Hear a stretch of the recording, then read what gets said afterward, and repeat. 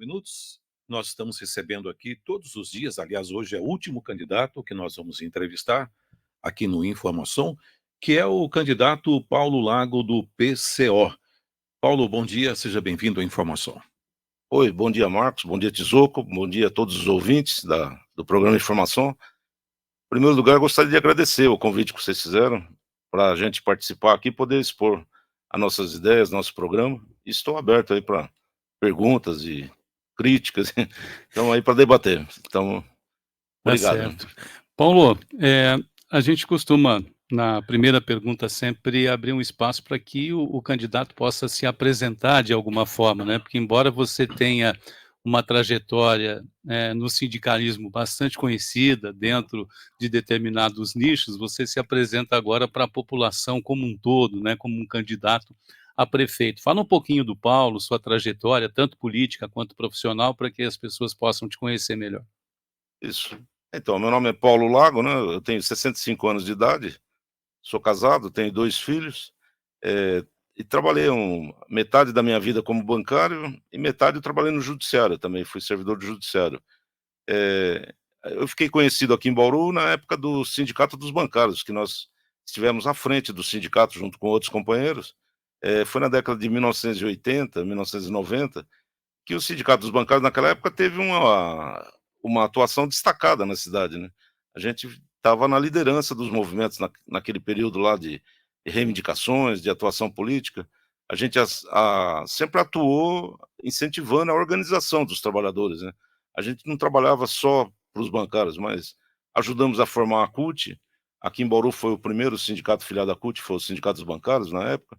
Depois vieram outros, né? O Roque Ferreira, dos ferroviários, os eletricitários, enfim, hoje modificou bastante o quadro, mas naquela época tinha uma movimentação de bastante lutas e nós ficamos bastante conhecidos nesse momento. Eu me filiei ao PT, Partido dos Trabalhadores, em 1982 e aí participei do PT. Aí em 1986 eu ingressei na corrente Causa Operária, que é uma corrente que militava dentro do PT. A Causa Operária, para quem não conhece, é uma corrente de trabalhadores, estudantes, tal, que surgiu em 1978, lutando contra a ditadura militar. E nós atuamos na fundação do PT, ali permanecemos até 1990. Aí, quando o PT começou, a gente defendia lá dentro que o PT fosse um partido de classe, um partido de trabalhadores e que defendesse exclusivamente os interesses dos trabalhadores. No entanto, houve uma corrente política dentro do PT que acabou impondo lá dentro que o PT fosse um partido de colaboração de classes, e para lá também viessem empresários que fizessem uma política mista. E nós continuamos insistindo no mesmo programa. E aí nós fomos expulsos do PT em 1991 e ficamos fora, e em 1995 nós legalizamos o Partido da Causa Operária, PCO, mas na realidade é uma continuidade do mesmo trabalho, é a mesma luta. A política central do PCO é a gente colocar o poder do Estado nas mãos dos trabalhadores e da população, porque a gente entende que hoje o poder está na mão dos bancos, dos grandes capitalistas, e que eles têm causado assim os grandes problemas da nação, né? O Paulo, é uma característica do PCO, desde sempre, trazer uma discussão praticamente única, independente da esfera onde o partido dispute uma eleição, né? O programa, a discussão, os apontamentos, a visão das carências do país, do estado ou dos municípios é sempre muito específico da parte do PCO. Você continua nessa linha, você traz para Bauru uma discussão de temas nacionais que também tem impacto na cidade? Isso, exatamente isso aí que nós atuamos. Por exemplo, nós fizemos uma convenção nacional, agora em julho, que nós definimos um programa de atuação em todos os locais, né? Como você disse, o PCO tem destacado como uma diferença política no país, né? A gente tem debatido problemas, e a gente atua permanentemente, a gente não atua nas eleições só, né? Pelo contrário, em outras épocas a gente até atua mais, se tem um movimento, e não só também no movimento direto da reivindicação dos trabalhadores, mas nos grandes temas nacionais, né? Por exemplo, uma polêmica que ficou bastante conhecida em 2022 foi essa questão da liberdade de expressão, né? E é uma campanha que a gente, que é uma tradição da esquerda verdadeira, né? Não dessa esquerda agora Nutella aí, quer dizer, não pode falar o nome de produtos, mas é a esquerda que não é esquerda de fato, né? A esquerda tradicional que começou lá na Inglaterra, na França, que ela sempre defendeu a liberdade de expressão, né? Marx, Lenin, Trotsky, todos os grandes revolucionários, todos os grandes partidos defenderam a liberdade irrestrita de organização dos trabalhadores e a liberdade de expressão. E aqui no Brasil, a gente percebe que está tendo um fechamento, uma censura, restrição. E também esse negócio do identitarismo, né, que virou uma moda, foi, inclusive na esquerda, hoje em dia, o identitarismo é um negócio que pegou, né? Então, por exemplo, a esquerda, setores da esquerda acham que você vai mudar o mundo através de palavras, né? Então você tem que, se aqui tivesse uma mulher, a gente teria que falar bom dia a todos, todes, não sei o quê. A gente entende que isso daí é uma besteirada, nós somos contra isso daí. Não são as palavras que vão mudar o mundo. O que muda é a realidade social. Nós temos que ter um desenvolvimento econômico, uma base material para fazer o mundo evoluir, né? Não basta. E outro, pior do que isso, nós somos contra essa criminalização. Que a pessoa falou uma palavra determinada lá, a gente não. A gente discute das pessoas serem agradáveis, educadas, tal, não ficar ofendendo ninguém. Mas também, se por acaso alguém ofendeu alguém, nós somos contra a criminalização. Esse negócio de botar na cadeia alguém porque ela falou alguma coisa, nós sempre fomos contra isso aí, né? Então o PCO atua nesse sentido, liberdade de expressão. Se você me acha feio e pode falar que eu sou feio, eu não vou te criminalizar por isso. No máximo eu vou falar, você também é feio. Não, responde, não precisa ir para a cadeia. A pessoa que falou que o outro é feio, que é gordo, que não sei o quê. Então nós somos contra esse tipo de esquerda aí, que na realidade ela colabora com a manutenção do regime político. Também na questão nacional, nós temos debatido essa questão aí de que o sistema bancário brasileiro ele está quebrando a economia nacional. Essa cobrança de juros exagerados é um tema que a gente tem batido muito aí. 46% do orçamento nacional tem ido para pagar juros e serviços da dívida pública. Agora, que dívida pública que é essa daí? Tem que ter uma auditoria, tem que analisar. Esse valor já foi pago, porque isso daí vem de longe. Nós que somos mais velhos, a gente lembra, sempre teve essa conversa aí de dívida pública e tal. Não pode 46% do orçamento nacional ir para os especuladores, sendo que os trabalhadores têm 22 milhões de trabalhadores e pobres no país passando fome ainda. Então, assim, não é um negócio correto. E a gente aponta para isso daí, a gente tem cobrado que o governo Lula mude de posição, rompa com esse setor que tem dentro do próprio governo dele, que apoia isso daí, né? Então, assim, o PSOL é um partido que destoa mesmo do restante dos outros partidos. A gente sofre muita crítica, mas a gente mantém a nossa luta naquilo que a gente acredita e vamos em frente, né? Ô Paulo, agora vindo para a realidade de Bauru aqui, fale do seu plano de governo, caso você seja eleito prefeito de Bauru. Olha, caso seja eleito prefeito de Bauru, a gente vai tomar algumas ações de imediato. Por exemplo, essa questão da fome que eu falei que é nacional. Se tem 22 milhões de pessoas passando fome no país, isso daí dá, vamos supor, 10% da população, provavelmente aqui em Bauru também vai ter 10% da população, em torno disso, 40 mil pessoas aí que estão passando fome. Então, assim, o primeiro plano é atacar essa questão da fome. Ninguém pode estar passando fome, inclusive isso envolve crianças, idosos, é o setor mais vulnerável da população passando fome. Isso daí é uma solução que é um problema que exige solução imediata. Agora, no plano político, para a gente conseguir governar, a gente sabe, não adianta chegar aqui e falar assim, não, eu sou o melhor candidato, eu sou bonitão, eu vou resolver tudo. Eu acho que quem faz isso daí, os candidatos que fazem, são picaretas. Porque o cidadão comum, a pessoa comum, ela não tem força para resolver os grandes problemas, né? Isso daí depende de um esforço coletivo, depende de envolver a população. Então, a nossa ideia é o seguinte, colocar o governo na mão do povo, na mão dos trabalhadores. Então, assim, politicamente, para dar sustentação para o nosso governo, nós vamos formar os conselhos populares. Vamos nos reunir nos bairros, ver com a população o que está sendo a necessidade real para criar um orçamento. O orçamento, o plano diretor, essas coisas não pode ser feito só pelos iluminados, pelos técnicos. Não, os técnicos têm que estar a serviço da população. Então, assim, a população que tem que definir, tem que chamar os trabalhadores, os funcionários públicos estão sendo menosprezados aqui em Bauru. Um salário baixo demais, nós vamos aumentar o salário dos funcionários públicos, vamos ver como fazer isso aí, mas tem que aumentar e colocar os funcionários públicos para colaborar com o governo, para participar, não só ser usado para o serviço, mas os funcionários públicos dominam a máquina, eles sabem o que fazer, e outros setores, chamar os trabalhadores, organizar os trabalhadores, assim, formar um governo popular, né? Essa daí é a base do nosso... E só para concluir também, eu acho que tem que ter, o nosso partido discute é o seguinte, o prefeito, a prefeita da cidade, não pode ser um serviçal aí do governador do estado, igual a gente tem visto aí, principalmente esses 3 últimos governos aí, os prefeitos se colocam como, assim, no popular, uns bananas, né? O governador determina lá que se faça tal coisa, eles vêm e faz. Não, nós vamos ter uma voz ativa, vamos mobilizar outros prefeitos da região, vamos discutir essa questão dos juros, porque afeta o orçamento aqui de Bauru, tem que parar, como é que fala, suspender o pagamento dessa dívida aí, e nós temos que modificar esse quadro aí. Então nós vamos atuar de forma ativa, vamos cobrar do presidente Lula que cumpra aquelas promessas de campanha também lá.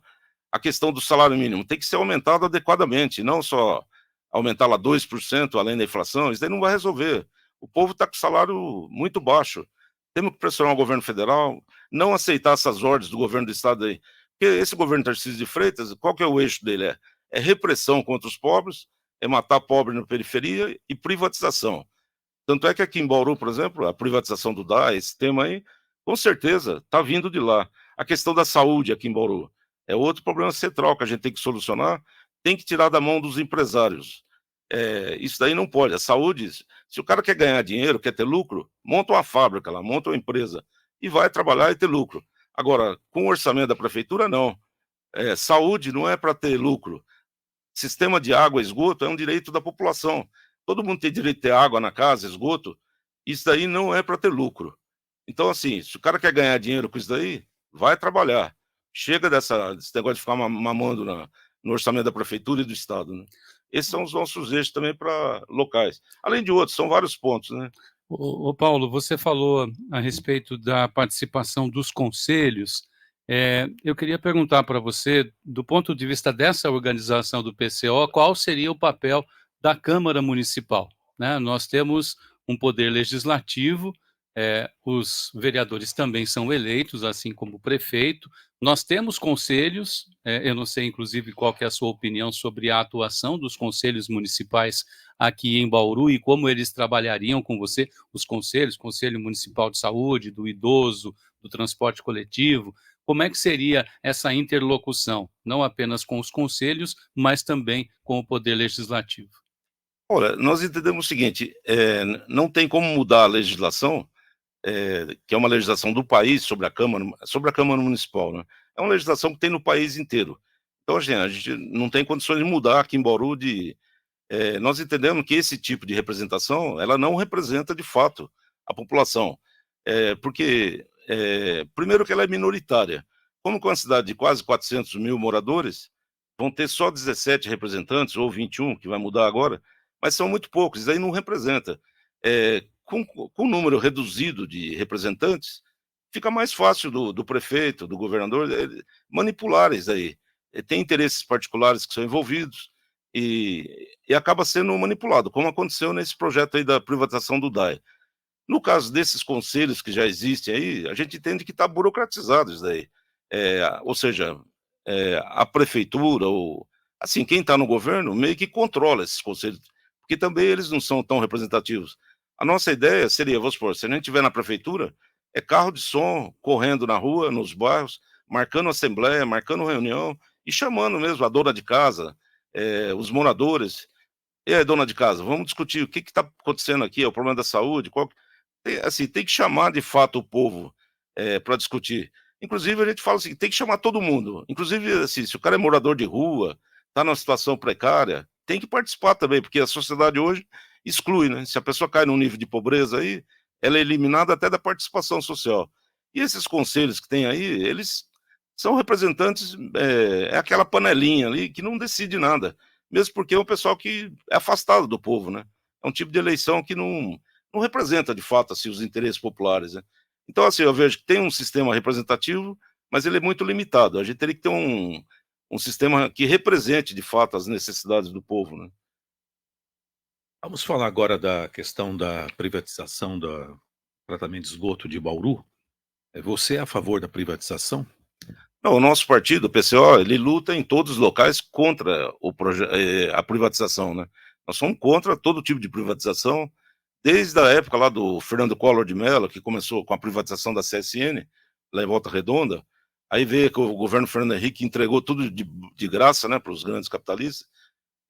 Nós sempre travamos uma luta forte aí contra isso aí. Não só de opinião, mas de mobilização, de fazer protestos, tentamos fazer greves, fazer paralisações, para impedir, de fato, a privatização, né? No caso aqui do DAE, é um absurdo isso aí, né?